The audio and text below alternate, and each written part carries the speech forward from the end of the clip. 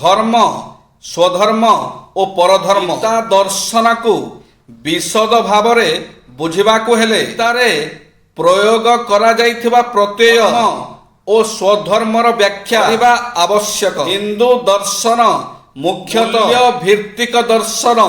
ଏଥିରେ ମାନବ ଜୀବନର ପୂର୍ଣ୍ଣ ବିକାଶ ନିମିତ୍ତ ପୁରୁଷାର୍ଥ କଥା କୁହାଯାଇଛି। ପୁରୁଷାର୍ଥର ଅର୍ଥ ହେଲା ପୁରୁଷସ୍ୟ ଅର୍ଥ ବା ପୁରୁଷର ମୂଳ ଆଦର୍ଶ। ଧର୍ମାର୍ଥ କାମା ସମବେଦ ସେବ୍ୟା ଅର୍ଥାତ୍ କର୍ମ ମାଧ୍ୟମରେ ନିଜର ଆବଶ୍ୟକତା ପୂର୍ଣ୍ଣ କରିବା ପାଇଁ ସମସ୍ତଙ୍କର ସମାନ ଅଧିକାର ଅଛି। ଏଥି ନିମିତ୍ତ ପ୍ରତ୍ୟେକ ନିଜ କାମ ବାସନା ଏବଂ ଅର୍ଥ ଉପାର୍ଜନ ମର୍ଯ୍ୟାଦା ପୂର୍ଣ୍ଣ ଭାବରେ ଭୋଗ କରିବା ବିଧେୟ। ଯଦି ସମାଜ କଲ୍ୟାଣ ନିମିତ୍ତ ଏପରି ଏକ ବ୍ୟବସ୍ଥା ହୋଇପାରିବ, ତାହେଲେ ସମାଜରେ ବିଭିନ୍ନ ସମସ୍ୟାର ସମାଧାନ ସ୍ୱତଃ ହୋଇଯିବ।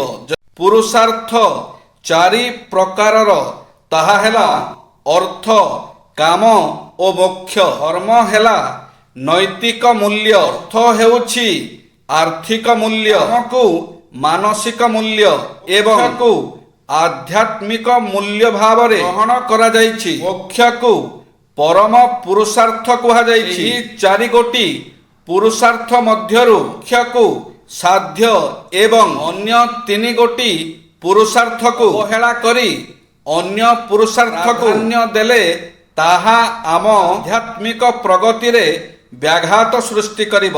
ଶ୍ରୀକୃଷ୍ଣ ସରଳ ଭାଷାରେ ତାକୁ ବୁଝାଇବାକୁ କହନ୍ତି, ଭକ୍ତି ଦ୍ୱାରା ଯେ ମୋର ପ୍ରକୃତ ରୂପ ତତ୍ତ୍ୱ ଜାଣିପାରେ, ସେ ତତ୍କାଳ ମୋ ଠାରେ ପ୍ରବେଶ କରି ମୋ ସ୍ୱରୂପ ହୋଇଯାଏ। ଗୀତାରେ ଜ୍ଞାନ ଯୋଗ, କର୍ମ ଯୋଗ ତଥା ଭକ୍ତି ଯୋଗରେ ବ୍ୟକ୍ତି ଜୀବନରେ ଶକ୍ତି ତ୍ୟାଗକୁ ଗୁରୁତ୍ୱ ଦିଆଯାଇଥିବାର ପରିଲକ୍ଷିତ ହୁଏ। ହିନ୍ଦୁ ଧର୍ମ ହେଉଛି ଏକ ପ୍ରକ୍ରିୟା, ଯାହା ମନୁଷ୍ୟକୁ ଆଧ୍ୟାତ୍ମିକ ପଥରେ ଅଗ୍ରସର ହେବା ପାଇଁ ପଥ ପ୍ରଦର୍ଶନ କରିଥାଏ। ସେ କର୍ମ, ଜ୍ଞାନ ଓ ଭକ୍ତିର ସମନ୍ୱୟ ଉପରେ ପ୍ରାଧାନ୍ୟ ଦେଇଛନ୍ତି, ଯାହାକି ଆଦର୍ଶ ଜୀବନ ପାଇଁ ପ୍ରେରଣା ପ୍ରଦାନ କରି ପରମ ଲକ୍ଷ୍ୟ ନିମିତ୍ତ ସହାୟକ ହୋଇଥାଏ। ଆଜି ସୋମବାର। ହେ ପ୍ରଭୁ, ନା ମୁଁ ତୁମକୁ ଦେଖିଛି, କେବେ ଆମେ ଭେଟ ହୋଇଛେ, ଏପରି କି ସମ୍ପର୍କ ଅଛି? ତ ଯାହା ବି ହେଉନା କାହିଁକି, ମନେ ତୁମେ ହିଁ ପଡ଼ିଥାଅ। ଅସତ୍ୟ ଏବଂ ମିଥ୍ୟାର ପୃଷ୍ଠଭୂମିରେ କେବେ ହେଲେ ଲୋକତତ୍ତ୍ୱ ଅଥବା ହାସଲ ହେବ ନାହିଁ। ଯେ ବର୍ତ୍ତମାନ ସମୟ ଏତେ ଶୀଘ୍ର ବଦଳି ଯାଉଛି ଯେ ଜଣେ ଏ କାମ ହୋଇପାରିବ ନାହିଁ ବୋଲି କହିବା ଭିତରେ ଆଉ କେହି ଜଣେ ସେ କାମକୁ ଶେଷ କରିଦେଉଛି। ଲୋକଙ୍କ ସ୍ୱାଧୀନତାକୁ ହରଣ କରୁଥିବା ସ୍ୱେଚ୍ଛାଚାରୀମାନେ କିନ୍ତୁ ନିଜ ସ୍ୱାଧୀନତାକୁ ସାବ୍ୟସ୍ତ କରିବାକୁ କେବେ ଛାଡ଼ନ୍ତି ନାହିଁ।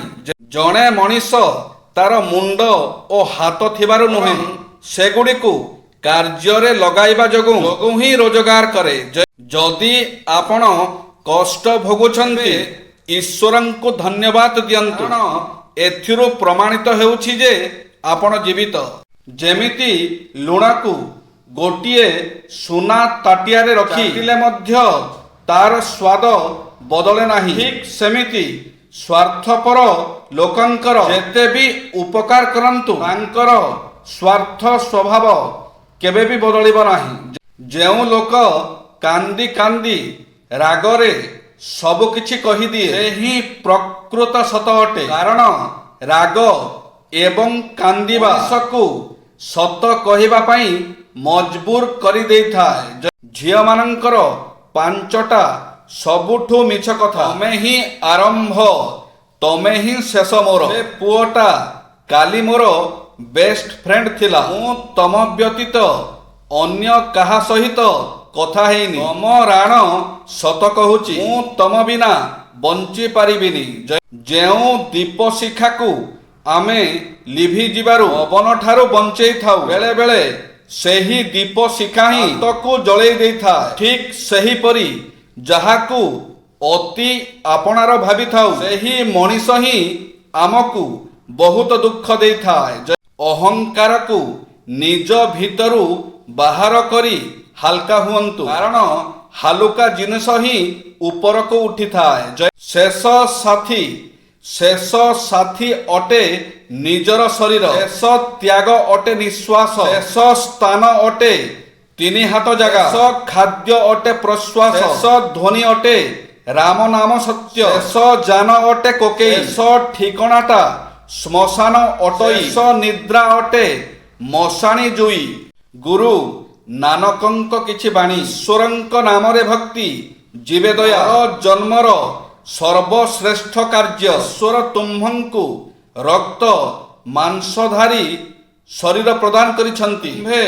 ଏ ଶରୀରକୁ ଜୀବ ଜଗତର କଲ୍ୟାଣ ନିମନ୍ତେ ବିନିଯୋଗ କର। ତୁମ୍ଭର ଆତ୍ମା ସେହି ଭାବରେ ଈଶ୍ୱରଙ୍କ ଶ୍ରୀଚରଣ ତଳ ଅଧିକାର କରି ଅଧିକ ପରିମାଣରେ ଜୟଯୁକ୍ତ ହେବ। ତୁମେ ମସ୍ତିଷ୍କକୁ ଶାନ୍ତ ରଖିପାରିଲେ ବିଶ୍ୱ ବିଜୟ କରିପାରିବ। ତୁମେମାନେ ହେଉଛ ଏକ ପରମ ପିତାଙ୍କର ସନ୍ତାନ। ତୁମେ ଯଦି ଘରର ଧନ ଅପହରଣ କର, ତୁମ୍ଭର ପରମ ପିତା ତୁମ୍ଭ ପ୍ରତି ଅସନ୍ତୁଷ୍ଟ ହେବେ। ଏହି ଈଶ୍ୱର ଭୀତି ତୁମ୍ଭ ହୃଦୟରେ ସର୍ବଦା ବିରାଜିତ ହେଉ। ଜୟ ଶ୍ରୀ ଜଗନ୍ନାଥ।